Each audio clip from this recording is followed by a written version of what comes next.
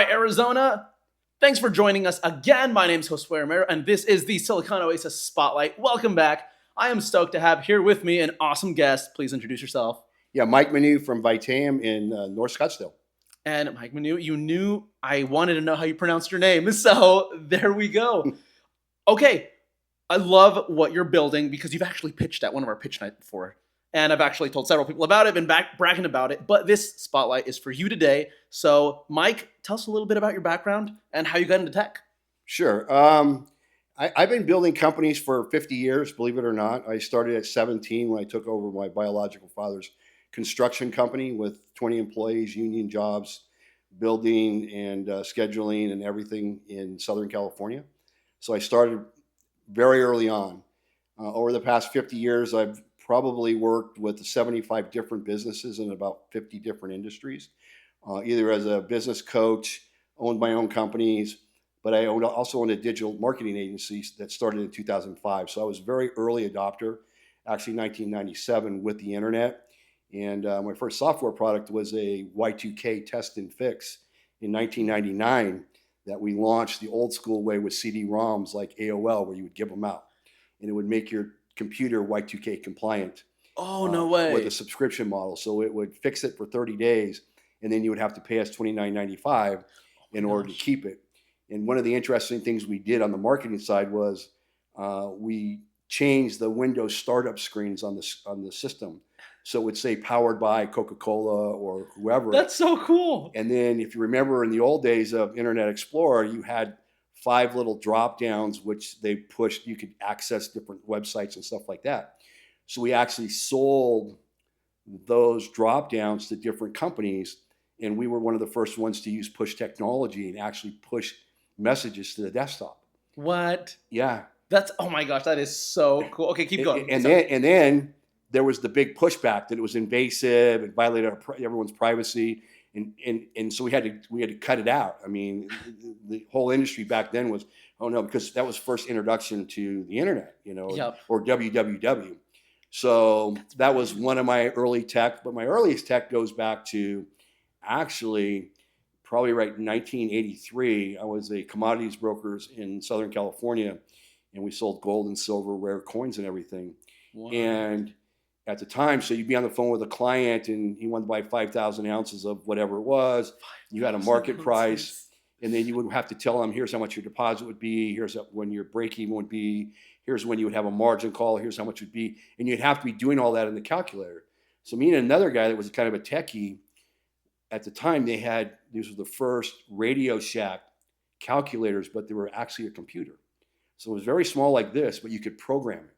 Okay. So we programmed it. So all of the broker had to do was punch in the numbers and it would spit out a tape with all the information at his fingertips. So it made it much easier for him to sell his client or his customer and know what to do. So we went to all the brokerage houses, we sold it, and then we also ran commercials. At that time, now it's Fox News Channel, but at the time, early cable was called Financial News Network. Crazy. And all it was financial news all day long. So we ran commercials on there. So that's kind of my early days in the tech, so cool. tech industry. Yeah. But I worked a lot of. I'm a builder. I've learned from some of the giants of the industries: Jay Abraham, Dan Kennedy, direct response, all that stuff. And my go-to is the ability to go in and actually look at companies and see what you're doing right, what you could fix, small tweaks here and there, because most people can't see the forest for the trees. Yes. So I'm a builder at heart, but I've had a passion for health and wellness. Yeah. In my first foray into that was the early 90s, and I created a company that went on to do $100 million per year in the MLM industry and space. I sold out of that early, and then that's when I went into the internet. But I started to do a lot of research on the main people in that space, whether it would be Otto Warburg and his Nobel Prize on Respiration, Arthur Guyton, who wrote the #1 medical textbook called the Textbook of Medical Physiology, Horobin and his theory on aging that he published in 1981. So I did all those things because I was also an athlete, wanted to stay in shape. And so for 30 years, I really focused on that as kind of a sideline deal for my own personal health and well-being, And so I started another nutrition company in 2002. It's ran for 25 years as a lifestyle business. I never did any marketing or sales. You get orders every day. And then in 2022, my son Alex, he's now 27, and he's been working with the company and me since he was 17, 18 years old. He was homeschooled since he was 10. Oh, cool. He created his first program he sold online when he was 18 that taught business owners how to create Facebook pages, fan pages, and build them out and all the tech stuff. He sat me down on the couch. He says, "Dad, we need to have a talk." And I said, "I know where this is going." He goes, "You're doing everything you tell your clients not to do. You tell them to focus on one thing, get it to over $1 million, and then maybe diversify after that." He goes, "You're running 3 companies. Yeah. Which one do you want to pick? Your agency, your coaching, or your health?" Well, he knew my answer was health. Yeah. So we made that huge pivot in 2022. 2023, we decided, we did the Delaware C Corp, we did a crowdfunding raise. And so what's happened with the company now, it used to be called Oxygen for Life. It's now called VITAEUM. That's cool. Because we had products that were patented that we saw changes, physiological changes. We had 2 clinicals published that showed reversing of cardiovascular disease, and the other one for diabetic foot ulcers and wounds, which is the number one cause of lower limb amputations in the VA. Is it really? The Medicare, Medicaid. Yeah. When you get a lower limb amputation from a diabetic foot ulcer, it costs about $50,000 for the surgery. It's $50,000 a year over 10 years for keeping track, taking care of them. Yep. But here's the sad statistic. And between 7,000 and 10,000 veterans have an amputation every single year. Jeez. It's even greater in Indian Health Services. They have a higher diabetic population. Here's the sad thing. Almost 50% of the amputees will die in the first 3.5 to 5 years. Oh, man. Yeah. Because what happens is you cut off the bad limb, but you force the problem further up. So you never solve the actual problem. Yeah. So we had a solution for that. And so we were selling our products, and I said, we know it works, but people are visual. They want to actually, you go to the doctor, you tell him what is wrong. He makes a guess on what he thinks it's going to do it. He gives you a prescription. He tells you what to do. And then he tells you to come back in 2 weeks if it doesn't work. Right? Yeah. The doctor experience is. Yeah, that's why they call it a practice. Yeah. Okay. Quite literally. Okay. So I knew we had products that work. So I went to look for technology that would show that it worked. Yes.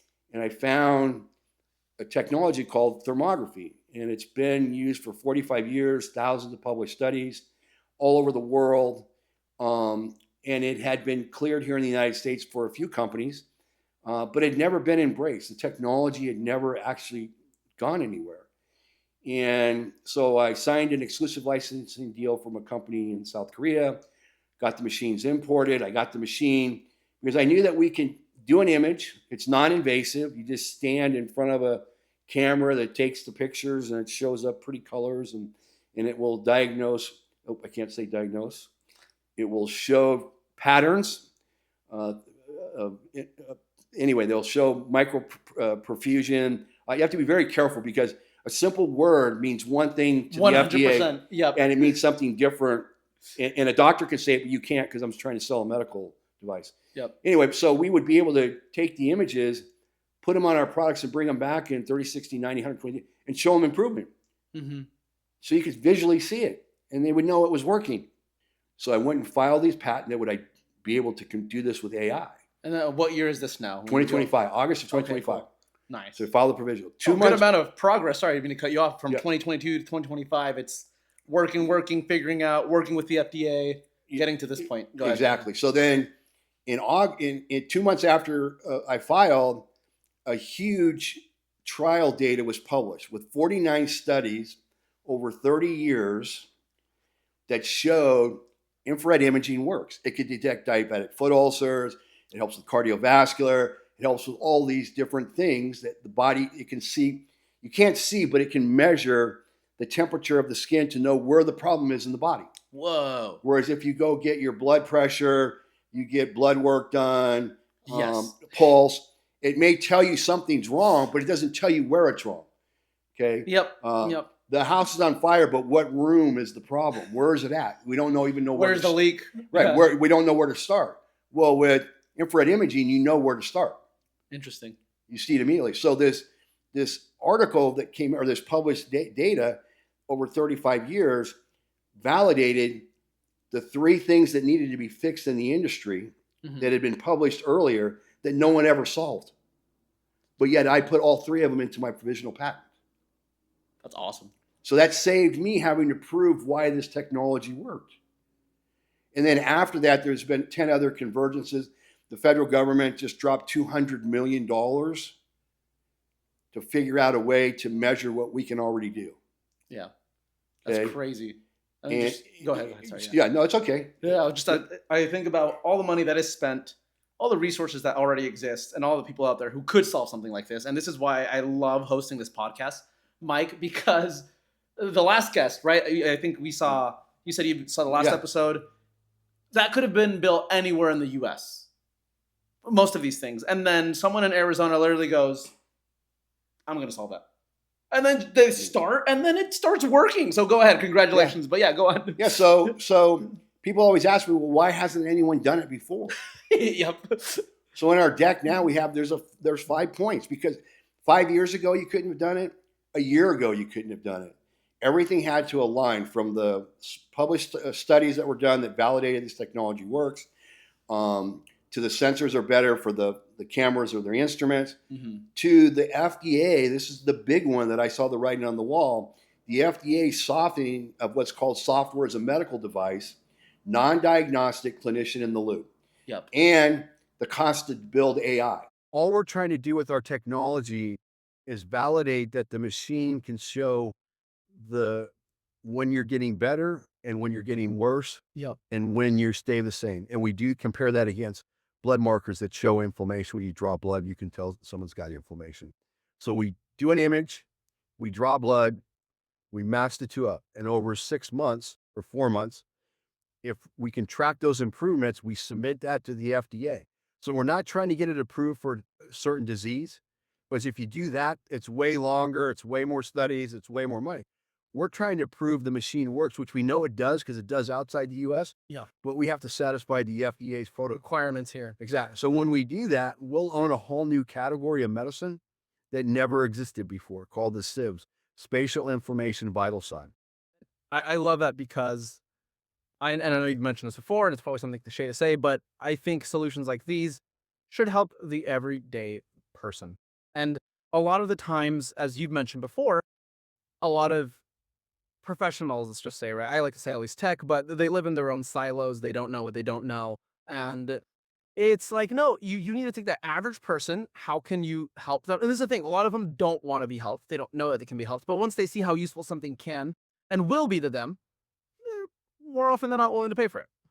That's the whole healthcare industry. That's what I'm saying. I spent a day at the Buck Institute for Aging and listened to all these smart people from all over the world coming in and pitching their stuff, but they all live in their own microcosm. Yeah. And they don't look at, could the reason why you have leaky gut be the same reason why you have Alzheimer's?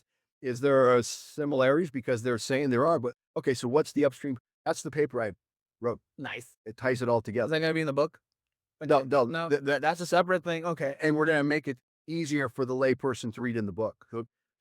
So it's very similar to, have you ever heard, Dr. Spock wrote a book on raising children in the 1940s that went against the whole mainstream way of raising children at the time. Okay. And so it's a similar book to that. I sold over 50 million copies. I mean, it's like a huge seller. So that's the way my book's going to be written. Nice. So the machine is there. And then after that, we'll get other indications. So the other big, huge market after that's bigger than data is pain and pain management, back pain, this neuromuscular pain, PTSD, TBI, all of that stuff can be tracked and monitored with our technology. So let me just stop you there, because I love one that obviously there's going to be an expanding market after your first Huge focus, but two, for the layperson, because that's what I love about explaining founder stories when it comes to the spotlight or whatever you want to call it. How can it help a normal person, and why do they need to learn about it? It's going to help with, hey, you get scammed, you find out inflammation, you find out what's wrong with your body, and it's not a guess. right? A lot of the times, and I'll include myself, right? Super long story in a small nutshell. Brother had cancer, didn't spot it until a couple years later, ended up dying because of it, right? So now every time I've got something wrong, I'm like, hey, I gotta go get it checked out. I have a mole here that they sliced the skin off my face off. And the doctor was like, yeah, you can, send it for labs, you can just come back in 6 months. And I'm just like, no, my brother's dead. I would love to know right now if I have something that I need to get taken care of. So you saying this to me as you're telling me your solution, sorry, it's music to my ears. Go ahead. The early indications and approvals for this by the FDA was for cancer, Mm-hmm. and it was approved for that because what happens is the cancer gives off heat inside the body, and the machine can pick it up, even in breast tissue. Yeah. It can detect the cancer 3 to 5 years before a mammogram will even pick it up with the machine. So yes, the indications of what it can be used for is hugely immense. Yeah. And again, it expands beyond just the inflammation and scanning. It's, hey, you're going to help in the future with what are the use cases you mentioned? Well, multi Pain. pain management, multi-skeleton, skin disorders, eczema, psoriasis, PTSD, TBI. I can go down the list, but all of those things would be visible and give a index or a score that a doctor would know where to focus his treatment plan. I mean, you can go in because, oh, my leg hurts down here, I'm limping, and the doctor's, he's got no way to know whether it's there or is it up here in your back that's causing the problem in your leg because something's pinched. So, Mike, this has been awesome so far. And I would love to ask you, what's your experience been like building in Arizona?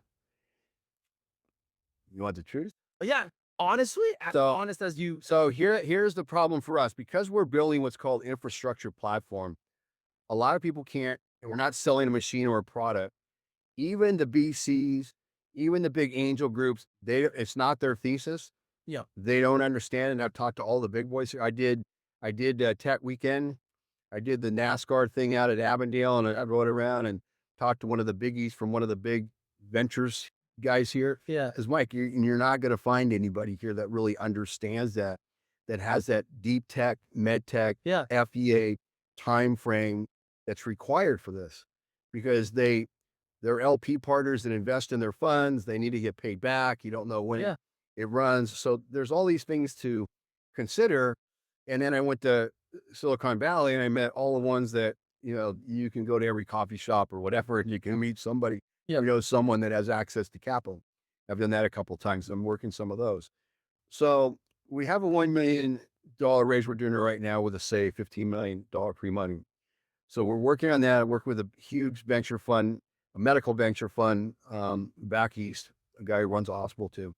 But what I'm doing now, because I understand the marketing side and I already have 100 people on my cap table, I don't care about that. I'm not here to exit. I want to scale this for 20 years. Nice. And my son wants to take over afterwards. So I'm putting together a webinar right now because I understand webinars and how to build all that stuff. So we've almost got it built. So I'm going to lower the threshold down to a minimum of $5,000 for an accredited investor to come in that wants to actually see how this is going to help people, that can see the vision, to see the passion, that never gets an opportunity to invest in something like this. Dude, Mike, I am so excited. Where can people find about what you're, so I would love to know, a couple of the immediate things you're doing so that we can tell everyone what to attend, whether it's a webinar or a demo or a book. And then where can they find you? LinkedIn's probably the best place. I mean, we have a static page up at VITAEUM, VITAEUM.us, because I'm not trying to sell anything. I'm not trying to market anything. So there's no reason to spend the time and energy. And if there is one thing that you can lead the world with, one liner, what would that be? It'd have to be, come and join us on this journey, because what's happening in the world today doesn't have to happen this way. You're having younger and younger people getting diabetes, Alzheimer's, dementia, all these diseases that affected older and older people. And it just doesn't have to be that way. So we can not only save lives by saving limbs, but we can also help people with general health and longevity and not only living longer, but healthier. You don't want to live longer if you're not healthy. Okay. That's no good. Right. Okay. And so that's what we're trying to do here. My idol is Jane Faulkner. She runs a company called EHR, which is Electronic Health Record. She's 82. She's been running a company for 20 years. They're worth about $60 billion. and she goes to work every day. So that's what I want to do. I want to do this. I want to help people and help kids and everything else. And that's my mission. Well, we love it. We love the energy and just love your energy. Mike, they're very contagious, very inspiring. And a shout out to Tom Winkler, our Chief Business Development Officer, who has been working nonstop with the Oasis since we spoke at their event, trying to get me on here and get our message out to the audience that you guys capture. And thank goodness that we finally did it. Well, we appreciate you for building what you're building, Mike, for building in Arizona. Thank you so much. I appreciate your time. Thank you. Hey,